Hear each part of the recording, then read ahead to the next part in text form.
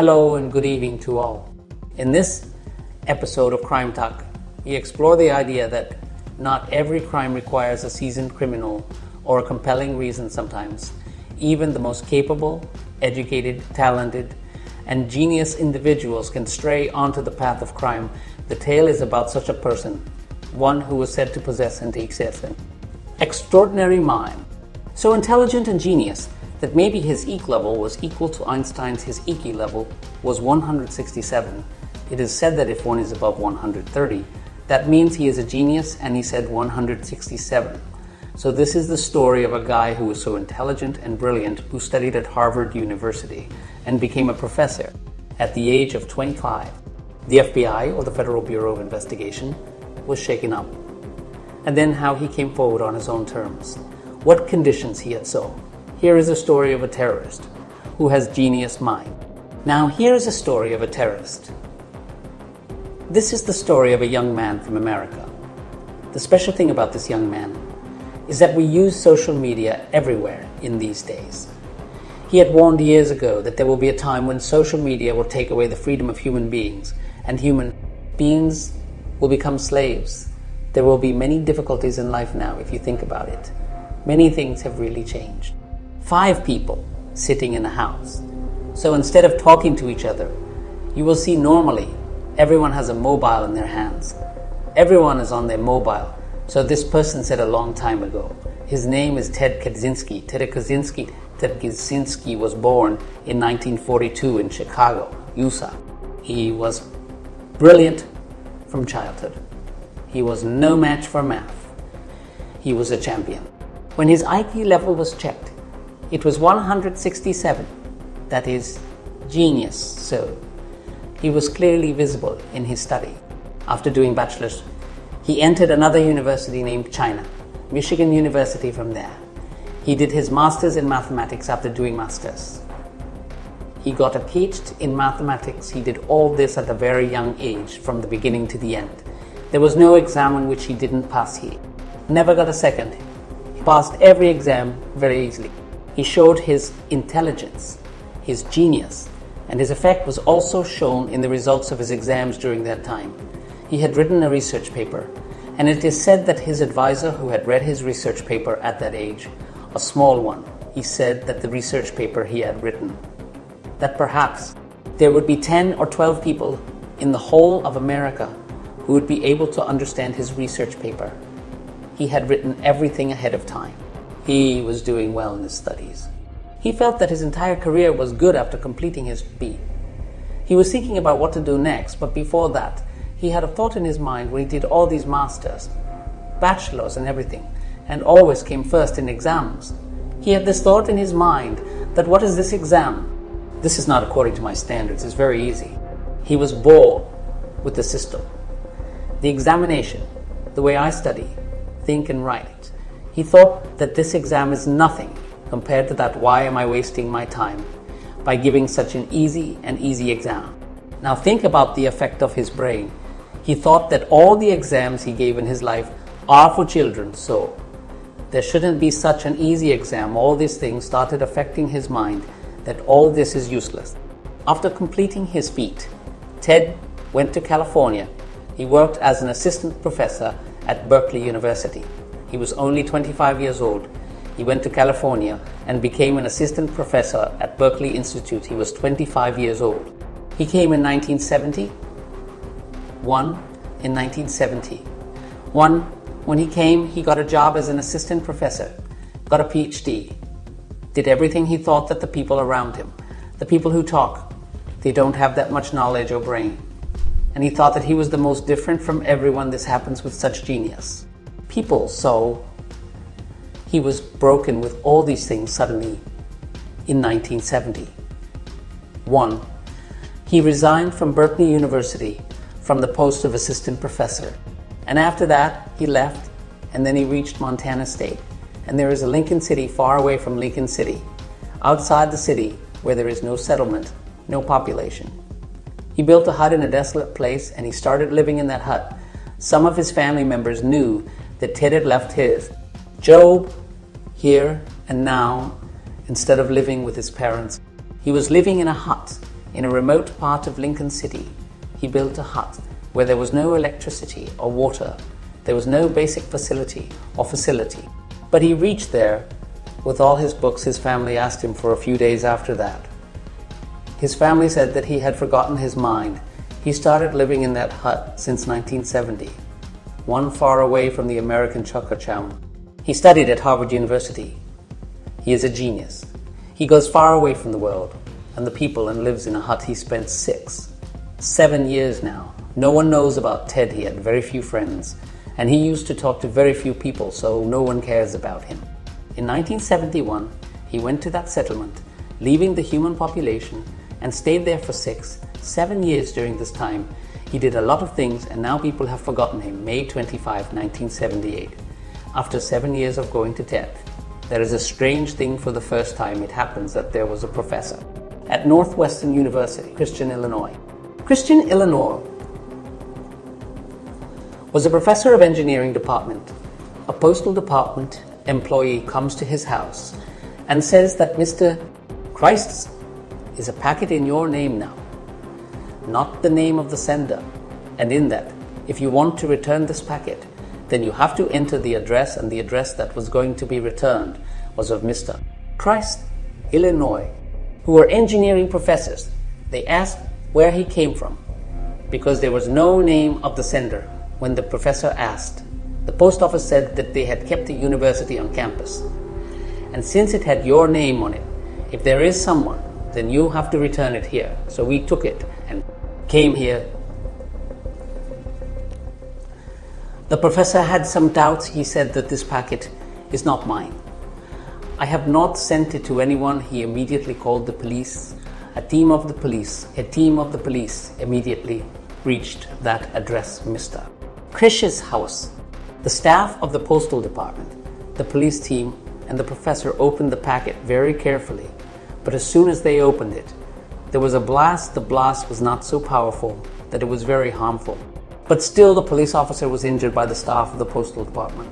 The professor was a little far away. He was not injured, but the bomb was not very advanced. It was strange that who sent the bomb to a professor's house. The police investigated, but there was no loss, so the police did not move forward. About 10 months passed. Everything was quiet until 10 months after 10 months, a student from the same university was sent. The student opened the packet. Then there was an explosion. The student got an ordinary injury this time too. The bomb was not that powerful now. These two incidents happened, but both the incidents were so ordinary that it was solved at the level of the police. It was thought that there was nothing wrong with it. But then there is a third incident. And in this third incident, the U.S.'s largest investigation agency, FBI, was forced to investigate this case. The thing is that a flight of American Airlines from Chicago to Washington, the beauty of the baggage area of the plane, the smoke started coming out of that baggage area. The plane was emergency landed after the emergency landing when the search was done in the baggage area. So it was found that there was a packet and smoke was coming out of it. And there was a bomb in that packet. The bomb didn't explode for some reason. And this didn't cause any damage. If that bomb had exploded, then there would have been about 150 passengers and crew members on board that plane. No one would have survived because the bomb would have exploded in the middle of the sky. But fortunately, this bomb didn't explode. It was caused by some technical issues, so only smoke was there. And the pilot got alerted by the smoke. After that, he landed the emergency, and all these people were saved now when this thing came. It reached the FBI when the FBI investigated this case. It was found that the way this packet was, they started removing it from their data bank. It was found that another student of the universities, Professor Engineering, these two were sent this packet in this way. When FBI came to know about this and saw that this had happened before, the FBI started investigating the matter. The FBI was investigating that at that time, the owner of United Airlines in America, Percy Wood, got the same packet. The packet was opened and Mr. Percy was injured. He didn't die because the bomb was not that powerful, so these 4 incidents have happened. A professor, a student, a plane, and an airline owner. Now the FBI started investigating the issue. They formed a task force to find out who was the terrorist, but they didn't find any evidence despite all the efforts. The thing used, the bomb, was a bit common. But who was that person? The police thought it was the work of one person, but who doesn't know. The bomb also failed to get any special success after this. The FBI kept investigating. There was no clue for the next few years. The packets kept coming and exploding, and the FBI's hands were empty in 1985. Many such bombs were sent, and most of them were injured. A bomb was fired in 1985. It was sent to the owner of a computer store when he opened the door. He was very close to the bomb, and he died. So this was the first death or first murder by that parcel bomb. Now, the FBI, which was an ordinary injury till now, it was a death. FBI team got more intense. Still, 2 years passed. From 1985 to 1985 to 1987 came. In 1987, the FBI gets a clue for the first time. A bomb was sent to another place where an injury came. Opening that packet, so there was a kept TV footage of it. There was a person in that kept footage. BI made his sketch, sent the sketch everywhere. But there was no benefit. The reason was that the person who was imprisoned in the sick TV, he was wearing black glasses and he was wearing a hood, so his face was not very clear. So the FBI did not succeed because of this captive footage in 1987. This captive footage was found after that. 6 more years passed, 1993 came. In this way, the bomb was sent to people. And this process did not stop. During this investigation, the FBI would have investigated all the clues that the FBI had found. But there was no use. During this time, 1994 came. A lawyer got a packet in this way. The lawyer opened the packet, and the lawyer died. There was a note with the packet. In that note, it is written that this lawyer is a company of oil and works for it. And that's why this is being punished. In 1995, a big wood businessman from America got the same packet. He opened it too. This time, he died in an explosion. It had been 17 years since the first incident happened after the university professor. In these 17 years, dozens of such parcel bombs were sent. 3 people had died. Dozens were injured. They tried everything, but the FBI did not find any evidence. After this, the FBI put pressure on them. They combined all the incidents together and said that they will investigate this. They combined the first incident and the last incident together. After that, they named the case as Unabomber. Unabomber means University and Airline Bomber. The reason for this was that the incident started was from the university, and then the bomb that didn't explode in the plane, the one that sent the package to the owner of the airline, who didn't die. So the FBI's investigation was on the fact that whoever's doing this, the bomber, the terrorist, either has to do something with the university, from where he has enmity or a story, or he is a mechanic or engineer of airlines, and he has any differences or problems with airlines. After this, the FBI has no information from the university about who can be angry with the university or hate. There was no benefit. No one got its connection with this mysterious attacker. After that, they started collecting information about all the plane's mechanics. From there also, they got nothing. Now, by losing from all sides, the FBI finally announced the prize of $10 lakh. That maybe with the help of the public, they can catch him and his secret, which has been fooling the FBI for the last 18 years. Now, $10 lakh. It was not a small amount, around 8.5 crore rupees. So the $10 lakh prize was announced. The FBI thought that they would get some information from somewhere. But then time passed and there was no information. It had been almost 20 years since the FBI was empty-handed. The missing attacker who was sending the bomb in the packet, I don't know why he was sending it, where he lives. There was no information. The prize of $10 lakhs is also empty. Nobody has come forward yet. Then in 1995, an incident occurs suddenly. On the day of 1995, 2 or 3 other newspapers, including New York Times, get a letter. A missing letter. New York Times and other 2 or 3 newspapers. There was a manifesto with this letter. Like in the competition, we will do this, that, and that. There was a threat in that letter and a manifesto with it. The threat was that if this manifesto is not printed, then the parcel bomb acts will continue. And if it is printed, then these attacks will stop. The manifesto that was with it had a long story, but the gist was that the Industrial Revolution and the new technology that has come, the whole human being has become dependent on this technology, and human beings have lost their freedom because of this technology. And that is why, when human beings became slaves of this technology and lost their freedom, so in such a situation, it is necessary to encourage people to awaken. This line is the threat, the letter, that we have become slaves of technology and we have lost our freedom.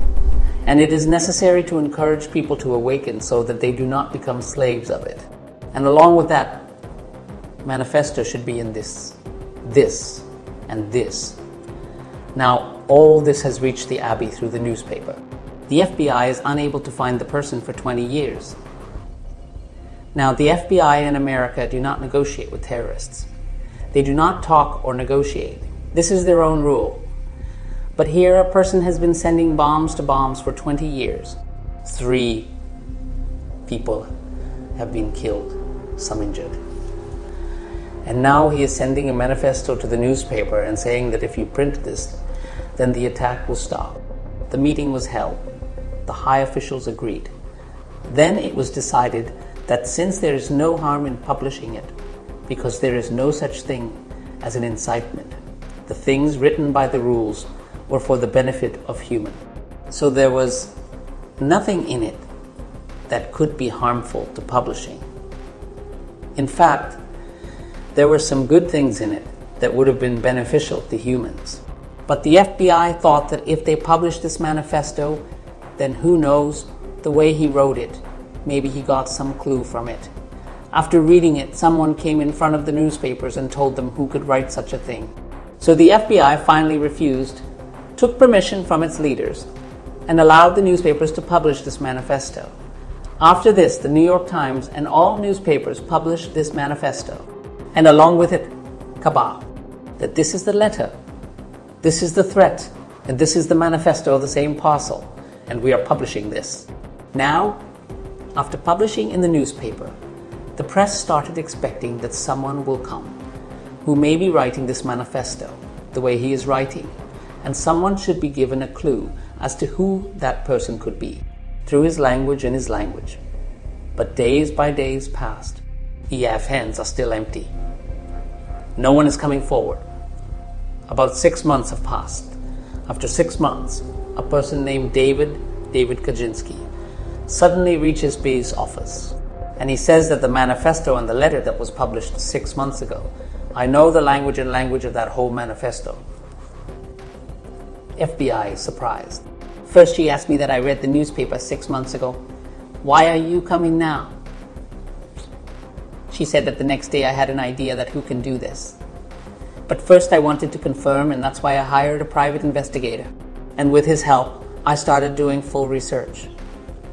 And now I got this confirmation this morning that I am not wrong.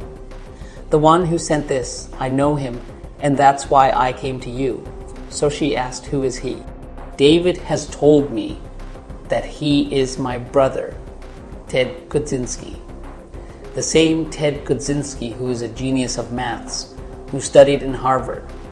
He used to test the kids' toys to see what exam this is. I easily passed this exam. Now when he told, the FBI said that it's okay, but he could not arrest Ted only on David's order. The FBI said that we will also get evidence from our side. Then he told that he has been living in a hut outside the city for the last 7-8 years, from 1971. Now after this, and this was 95. Now the FBI has joined the investigation. The FBI is also finding solid evidence, but in the meantime, Ted Kaczynski, who had hired the private investigator, had a friend in the media who had summarized that the parcel bomb had been targeted. This news was broadcasted in the news channel. I thought that after this news, Ted might get alert and run away. After this, they had no other way. As soon as the news spread, they ran away in the next few hours and reached the hut in the desert. Ted was sitting there comfortably, taking him with him. Later, they searched the hut. There are many notes, thesis, mathematics, and other things. Along with that, some things to make bombs are found. This proves that this parcel bomb was made here. After that, he was presented in court and asked why such a capable, genius, and intelligent student, a professor, was throwing a parcel bomb and injuring or killing people. Then he told his story. He said, "I was a math student, but our educational system had a psychology for us. It was an optional subject. I had no interest in it, but since the university had a system to get a degree, a bachelor or a master, it had many things. So he said that I had to attend the psychology class. But the class was weird. They used to abuse me, or I would have been slapped. And not because they were my enemies, but because when they were abusing me, or slapping me, they would capture my face, my how, and then show it to the camera. They would show that when you came, you were normal. When I said hi, hello, that was your face. When I slapped you, your face changed like this. When I abused you, your face changed like this. So these things were very unpleasant to me. Slowly, he started insulting women. He also started insulting women because of these things. He thought that it was all useless. He left in a state of emptiness. He said that people who are connected to the system, then he teaches them. There were many professors who he started with. Then there were many students. Some were psychology teachers. He sent them too. But he accepted his crime. 4th May 1998. Coincidentally, this is also the month of May. 4th May 1998. Ted accepted all his crimes. There were 3 murders. The rest were all the ones he had injured people. A plane was saved if it had blasted. The case was passed, and the verdict was passed. Ted was sentenced to life imprisonment. That means he will be in jail until he is alive. This sentence was passed in 1998. It has been 25 years. Ted is still in jail. I will definitely update you on the next updates, but this desire of a genius is really regrettable, whose IQ level is said to be as high as Einstein. So this was the story of a genius terrorist. It took 20 years to catch him.